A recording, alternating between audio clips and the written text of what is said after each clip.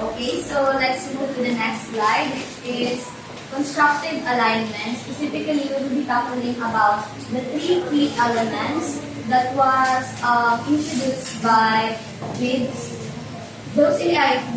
Three key elements include intended learning outcomes, or ILO, and also have teaching and learning activities, or yung TLA natin. And then, lastly, yung assessment methods natin. So, according na kay Gibbs in 2014, so si constructive alignment is an outcome-based approach to teaching. Why?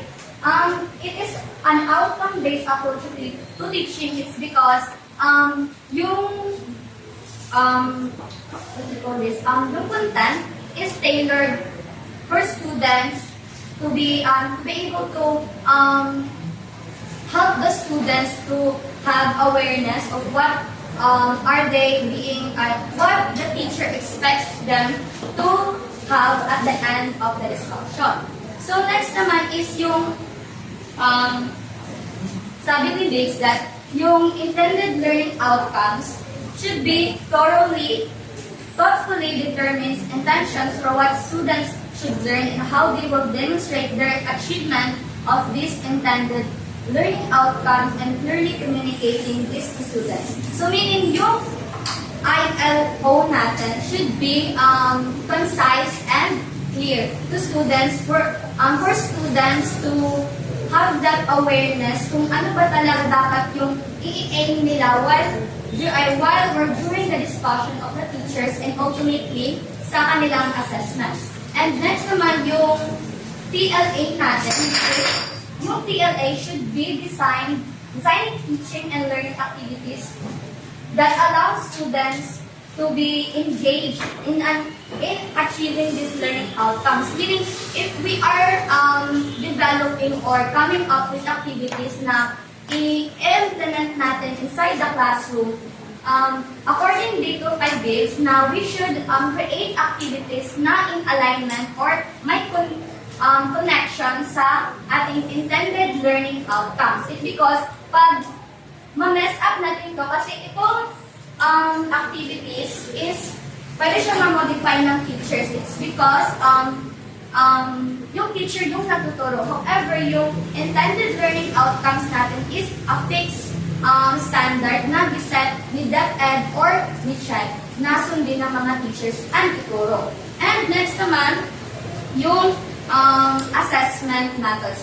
So, ang assessment methods should allow students to demonstrate their attainment of learning outcomes and allow instructors to critically discern whether the students have arrived to the destination or yung na-reach ng student yung goal na giset sa intended learning outcomes natin. So, to further enlighten you with the examples, I have here some examples of learning outcomes. Kasama na doon yung learning goals, yung learning objectives, in which yung learning outcomes natin should give hope to students to achieve. Like, mag-set siya ng standards or specific skills na dapat ma-achieve ng students pagdating sa assessment. And then, yung learning activities naman, included dito yung mga lectures, readings, experiments, lab reports, group discussions, inquiry, and so on. Kasi, pag naggagawa or i-implement tayo ng learning activities, we should bear in mind na dapat yung mga activities na ginagamit natin during our lecture hours should help the students to be equipped sa pagdating sa assessment. Kasi if we miss this key element, yung masasayang yung learnings ng students natin. Kasi yung pinagawa natin sa kanila during our discussion will not help them sa pagpasa sa assessment nila. Kasi yung assessment, it is where mag-decide yung teacher kung napasa ba ng student or may na-learn by yung student sa discussion natin. So, I have here some choices.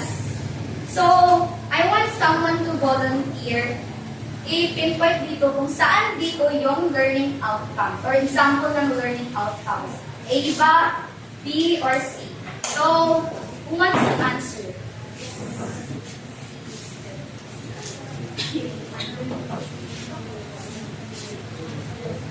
Feel ko nagbibeg si Kuya Jim na mag-answer sa aking question. So, let's clap for... At sabihin mo, Jim, saan dito yung examples ng learning outcomes? For me, letter A. A. Why did you come up or how did you come up with the letter A? Anong napansin mo or anong yung nag-stick or naka-highlight sa paningin mo na nasabi mo nga si letter A or option A is an example of learning outcomes? Expected. So, for me, learning outcomes is expected na like possible na ma-reach or at the end, like kung ano yung ma-learn ng isang students. Oh, sorry. Ang highlight, ang sinabi kung ano mo lang na highlight. Oh, like, nag-pop up sa'yo kung bakit naka-come up ka or naka-conclude ka na si letter A is an example of learning outcomes. Natapos na or mayroon na siyang natutunan. Nag-end na po dito sa letter C. Ba't mo nasabi na A ang answer? Na may sa letter B, by the end of this class natapos mo.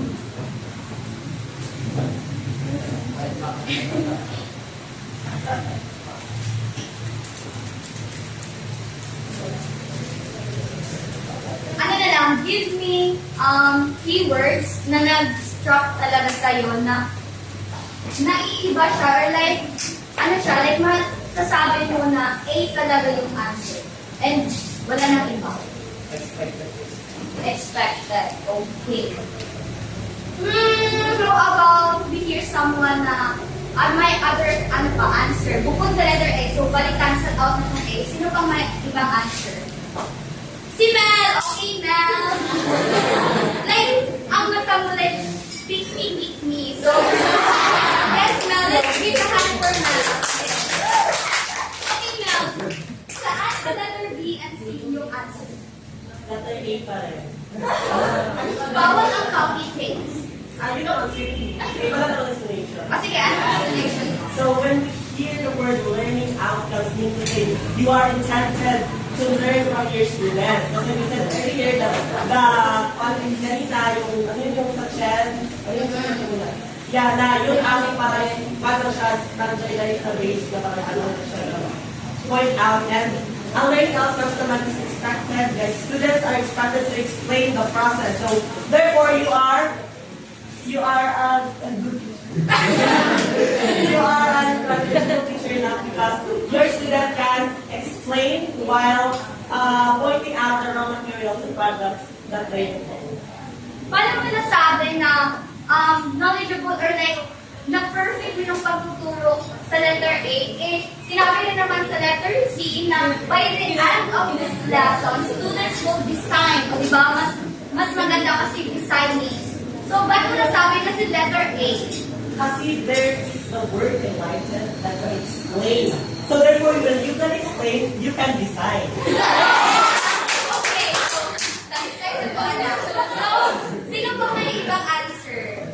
Feel ko si Daniela, like, okay, sana Daniela, let's clap for Daniela. Okay, ikaw Daniela, asa dire sa tatlo yung answer? There is letter C. C, bakit kasi pinupush ko? Kasi learning outcomes ang outcomes is by the end of the lesson. By the learning outcomes. Outcome. So, bakit mo nasabi outcome? Anong meron sa outcomes na wala sa expected?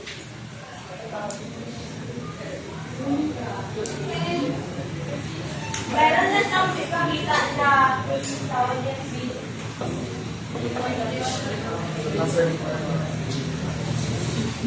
parang meron na siyang makikita sa performance or yung magawa nila yung bagay.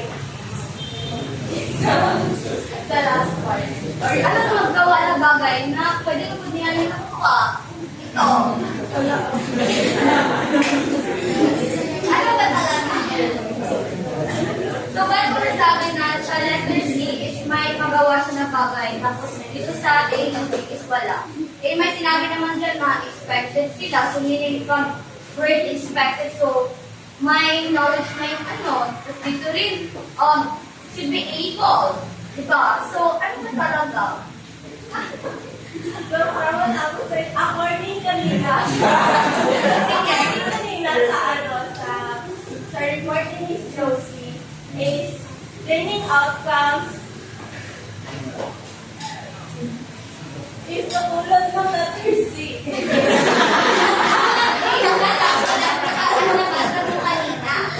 Okay, so let's see kung sino may tamang answer. So, drum roll please.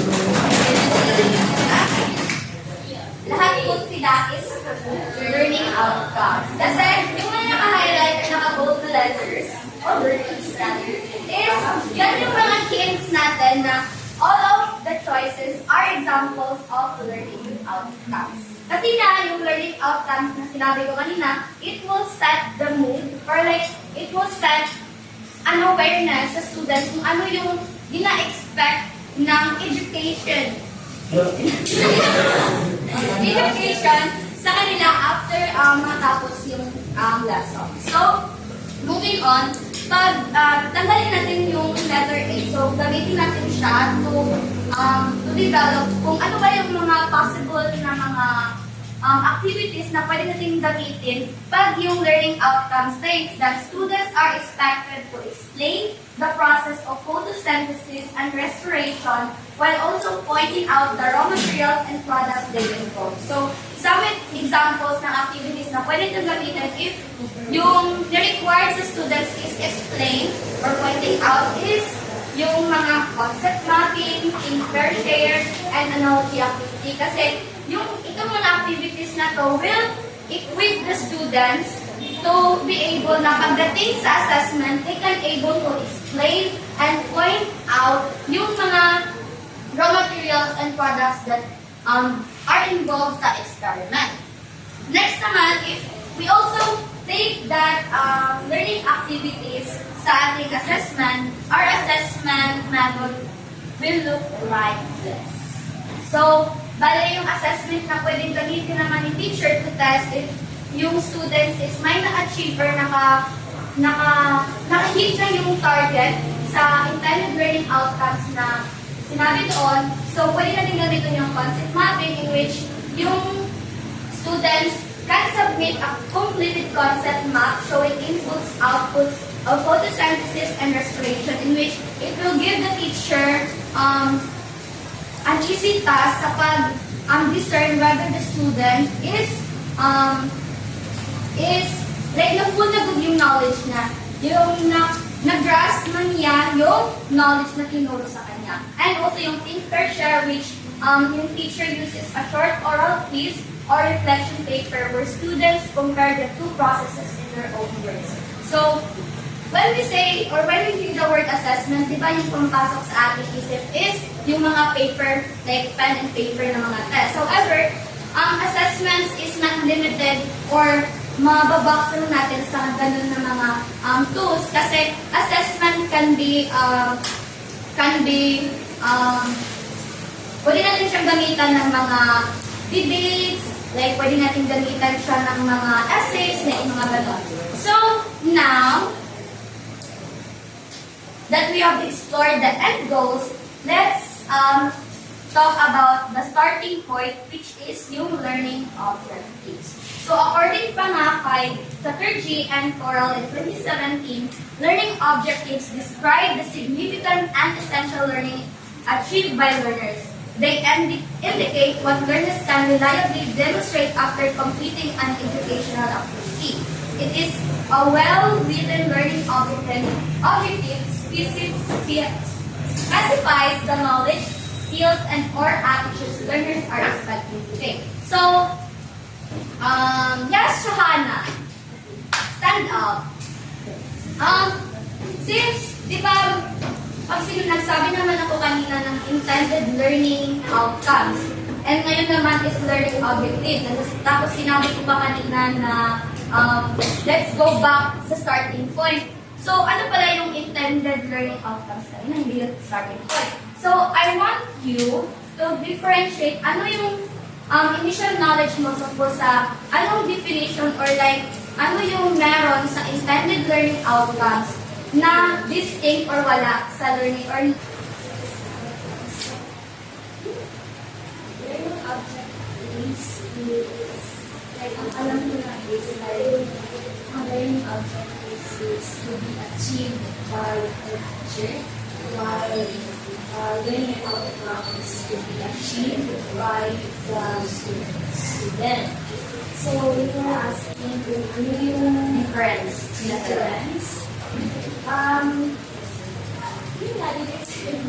nga, learning objectives is ang may goal nun na mag-achieve is yung teacher. While, and then,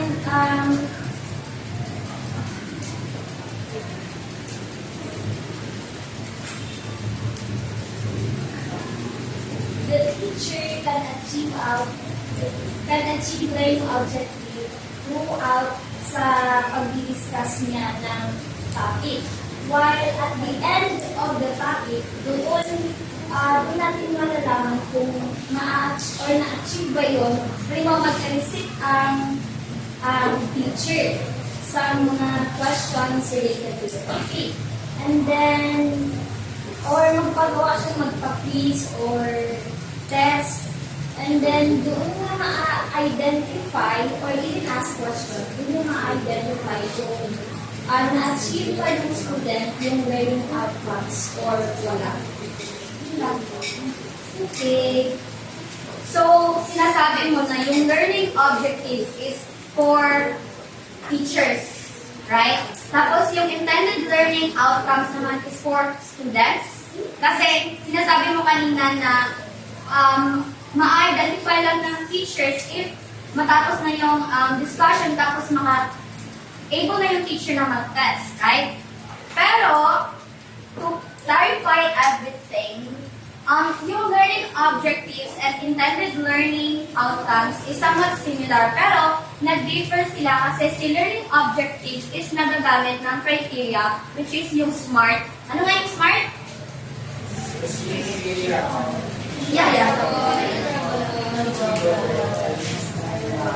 Yeah. So that yung learning objectives is nagagamit ng SMART na method, in which ang learning objectives is also step-by-step instruction na binibigay hindi lang sa teachers, kundi pati rin sa students in how they should demonstrate their achievements after na discussion. So yun. So let's jump na daw sa ito. So if itong triangle na to is ito nagpapakita siya ng relationship between the three elements. Meaning, if wala yung isa, education is not meaningful. So, bali, yung education is magiging meaningless siya. Kasi, itong intended learning outcomes na sinabi ko nga kanina is ito yung di ba nagsiset ng standards. And then, yung teaching and learning activities naman is ito yung mga activities na ginagamit ni teacher to relay the information or yung knowledge and then mag-help sa student para ma-equip siya sa pagdating ng assessment. Dito na papasok yung mga tests, mga essays, and so on. So, what if, ang question ko, before sa what if, punta tayo sa relationship muna sa triangle na to. So, as we can see, yung learning outcomes down to learning activities. So, somewhere between that line or somewhere between that relationship. So, merong learning na nangyayari. Meaning, dapat sa learning outcomes and learning activities should have a connection or relationship. Kasi kung walang connection, ang halimbawa, di ba fixed naman ang learning outcomes and yung learning activities is pwedeng ma-modify teacher. So meaning, pwedeng may mangyaring error. So pag mali ang activities or like yung ginamit teacher tapos hindi in-align pa yun or connected sa learning outcomes, so the learning sa students would be affected. Kaya nga, as future educators, we should know or put value sa pagpipili ng mga activities na appropriate para sa students natin in order for them na ma-target or ma-hit yung learning outcomes. Kasi if not, we can break their careers. Like, halimbawa, like, nakagraduate na yung students mo. Tapos, nag-test siya sa bar exam or sa board exam. Tapos, yung mga ginamit mo na activities during lectures mo is hindi naman pala naka-hit sa target, which is yung giset sa learning outcomes. Tapos, yung assessment is naka-base sa learning outcomes. So, yung effort na i-exert sa students would be wasted. So, next naman yung relationship between assessment to learning activities. So, dapat may doing na nangyayari. Meaning, sa learning activities down to assessment, the student should be able to do the things na giset sa learning outcomes. Tapos, sa assessment naman, somewhere sa assessment to learning outcomes, there should be connection kasi pag ito lang yung mag-connect, tapos yung assessment is like, hindi naman connected sa learning outcomes, it could also waste the atong i-exert ni teacher na implement during lecture hours niya. Kaya, these three elements should be present when we are teaching kasi this triangle is what is important para ma-attain natin yung effective learning, para mas effective and mas mas meaningful yung learning journey ng students natin. So, ang question ko ngayon, so what if there is a problem between the connection of this pillar? Halimbawa, yung si teaching and learning activities is may mali. So, ano pa yung possible na mangyayari? Or how about yung assessment ang may problema? So, now I want you to get somewhere scratch. Tapos, answer this activity. Bali, 3 lang siya na items.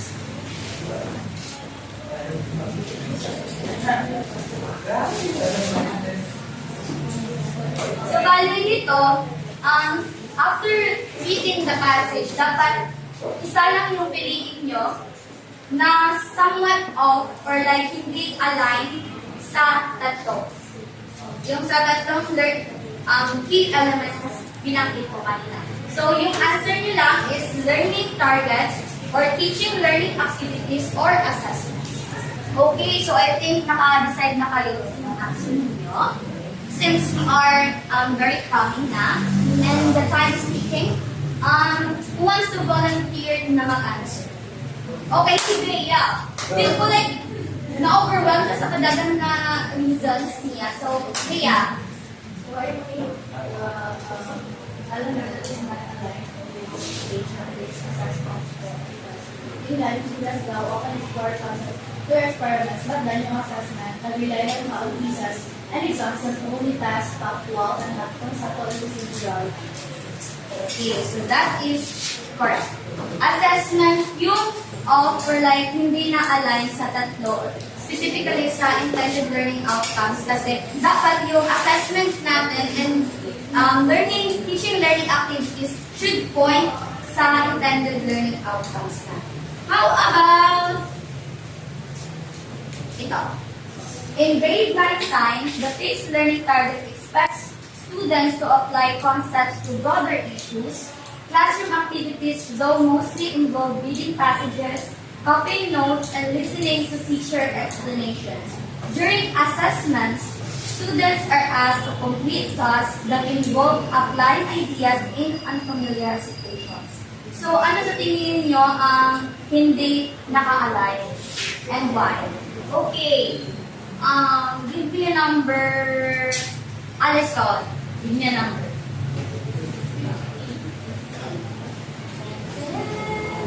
Dieta. Okay. Anong answer mo, Dieta? Based after reading the passage, ano yung alin sa tatlo na key elements ng constructive alignment ang hindi naka-align sa intended learning outcomes?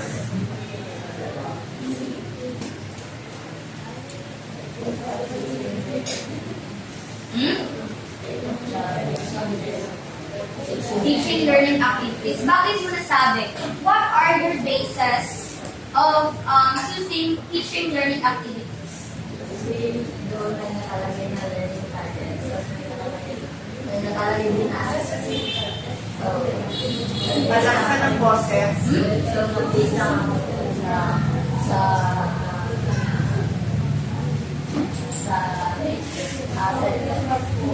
Nag-base ka sa sentence. Alin dyan, pakituro saan sa passage yung nagsabi sa'yo na teaching learning activities yung answer. Ano yung mga telltale signs dyan sa passage?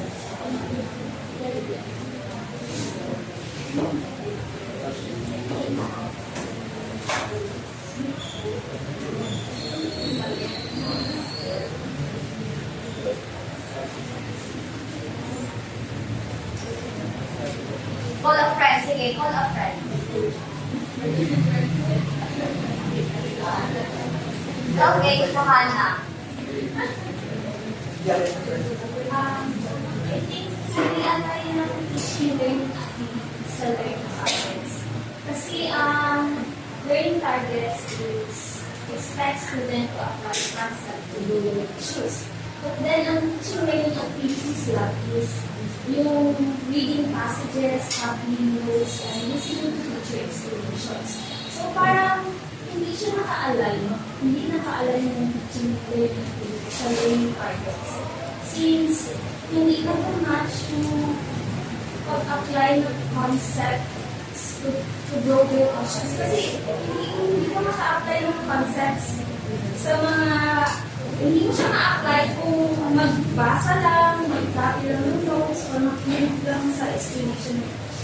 Okay, so that is actually correct. However, huwag ka mo nang umupo. So, since na-mention mo, tama ang answer ng teaching learning activities, yung hindi naka-align. So, as a future educator,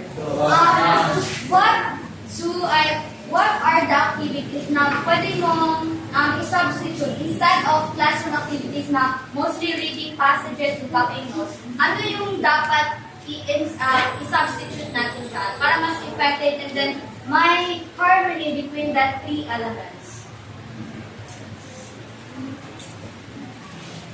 Since sinabi dyan na dapat naka-apply, so ano dapat yung assessment?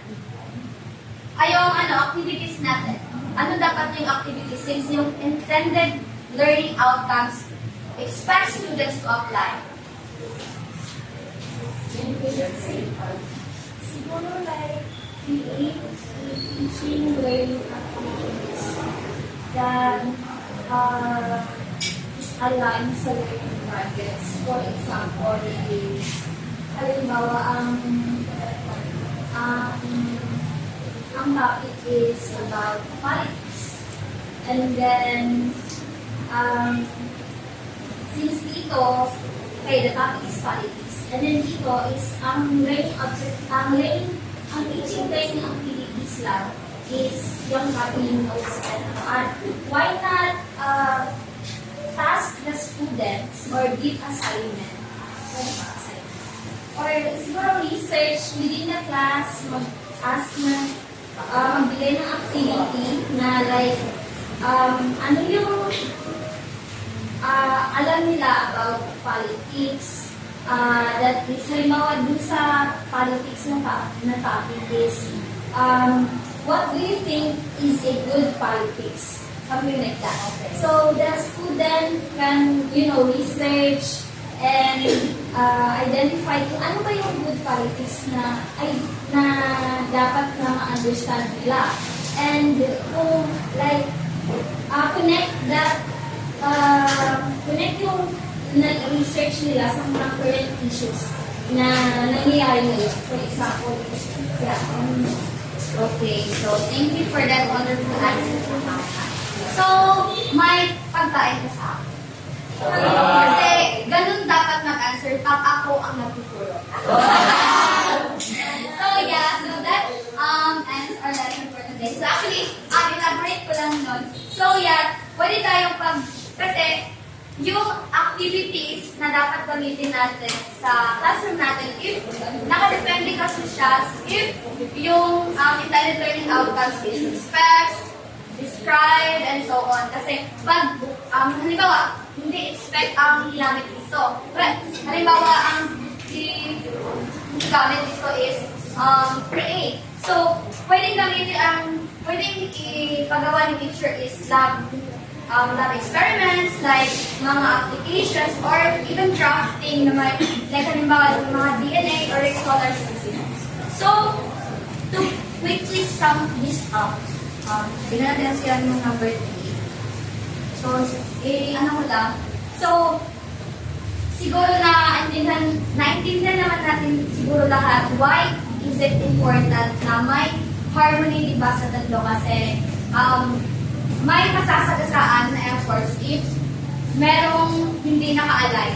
And then, merong future ang maapektuhan if tayo as future educators, as an aspiring educators, is hindi natin binigyan ng importance or like significant yung part natin as an educator. So, to quickly sum this up, yung intended learning outcomes is what sets the students' awareness and also bali nasa-serve siya as our roadmap. And then yung teaching learning activities is what the road that we are taking. And then yung assessment methods is what